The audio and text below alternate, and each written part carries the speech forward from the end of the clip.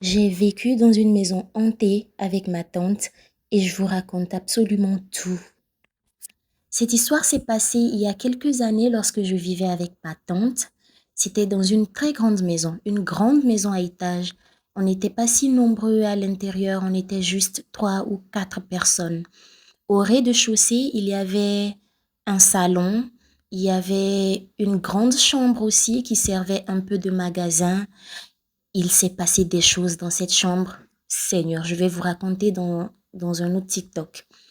Alors, il y avait un long couloir aussi. Il y avait aussi une salle de bain et une cuisine. Tout ça au rez-de-chaussée. Alors souvent, moi, j'utilisais le salon d'en bas pour me reposer, pour dormir, vu que en haut, il faisait vraiment très chaud. Alors, souvent les soirs, quand je marchais dans le couloir, je sentais quelqu'un marcher derrière moi. Parfois, je sentais que la personne marchait et se rapprochait très vite dans mon dos. Mais quand je me retournais, je ne voyais personne. Il faut savoir que je suis très, très, très sensible au paranormal. Et quand il y a des présences, je les sens assez rapidement. Alors, dans ce couloir-là, il y avait quelque chose. Parfois, quand j'étais seule, dans la nuit, en marchant dans ce couloir, il y avait cette atmosphère très, très pesante. On sait qu'il y a quelqu'un, on sait qu'on n'est pas seul, mais on ne peut pas voir. C'est invisible. Mais il y a cette chose-là qui nous pèse et tout. Et c'est ce qui arrivait.